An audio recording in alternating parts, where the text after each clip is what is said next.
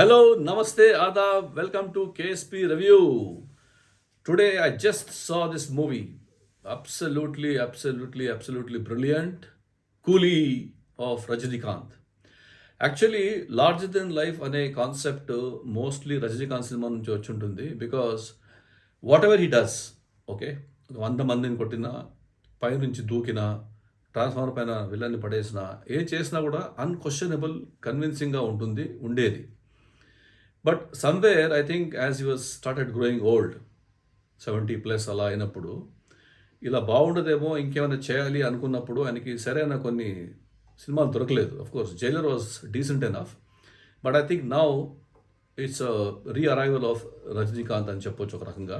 ఎందుకంటే basically thought ప్రాసెస్లో ఆయనకి లోకేష్ కనకరాజ్కి బాగా సెట్ అయింది. ఏంటంటే నేను ఒక్కడనే కాదు, ఇంకా 3-4 క్యారెక్టర్స్ పెట్టి బలపరుద్దాం, so that it will not fall, ఎక్కడ స్లైడ్ అవ్వదు అని ఒక ఉద్దేశం ఉన్నట్టు ఉంది వాళ్ళకి.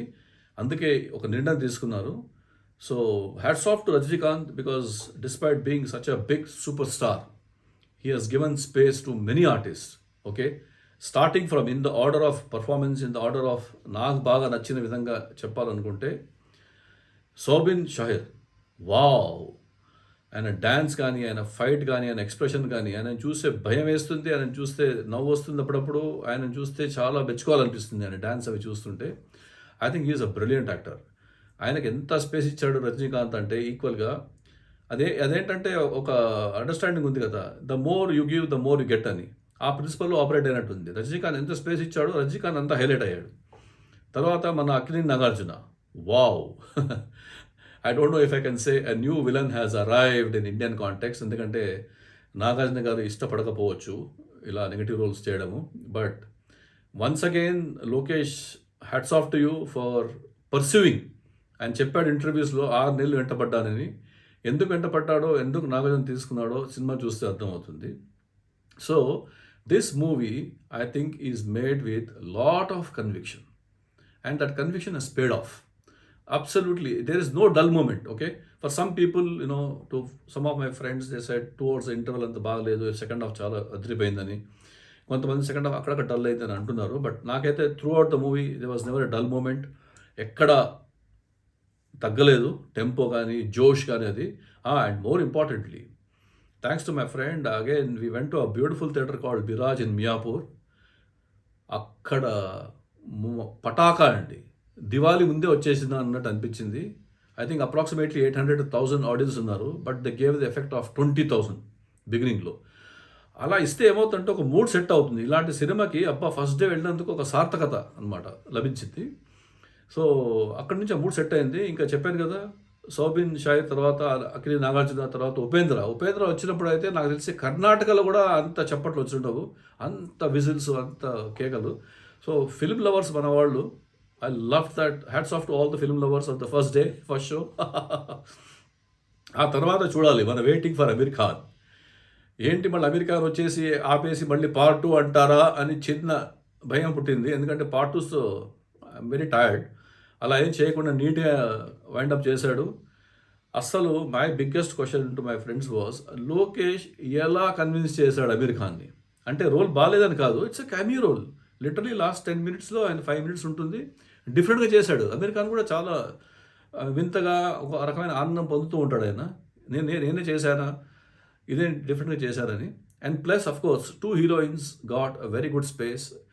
వాడెవరంటే Shruti Haasan is there in most of the film. No glamour, no running around the trees, no songs, చాలా మంచి రోల్ ఇచ్చారు. సత్యరాజ్ కూతురుగా, సత్యరాజ్ మర్చిపోయాను, Sathyaraj also acted so well. ఆయన గురించి కొత్తగా చెప్పాల్సింది ఏం లేదు. And then Kannada rock star heroine Rachita Ram, ఆమె కూడా చాలా బాగా చేసింది. In fact her role is a surprise package, because some twist happens. So ప్రతి రోల్ వస్తున్నప్పుడు ఒక ట్విస్ట్ రావడంతో టెంపో పెరిగి చాలా ఆనందంగా అడ్రినలిన్ రష్ అయ్యి రజనీకాంత్ సినిమా ఎలా ఉండాలో అలా ఉంది.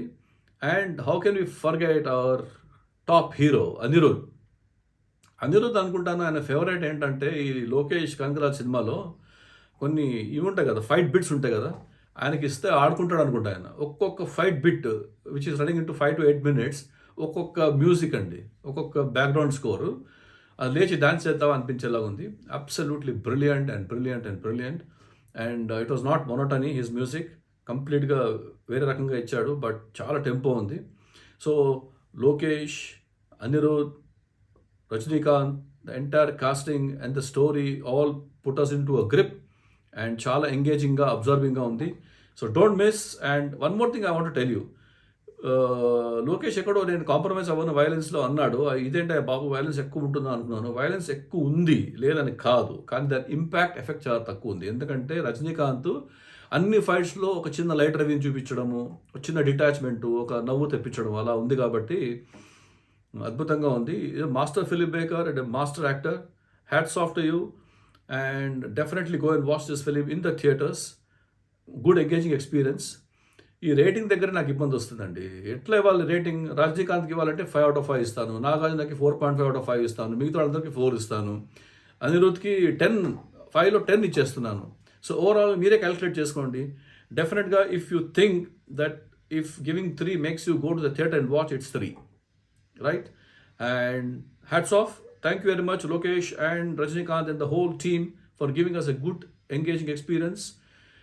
నెక్స్ట్ సినిమా వెంటనే నేను ఇప్పుడు కొన్ని గంటల్లో వార్ చూస్తున్నాను. వార్ 2 ఆ రివ్యూతో వస్తున్నాను. అప్పటిదాకా సెలవు.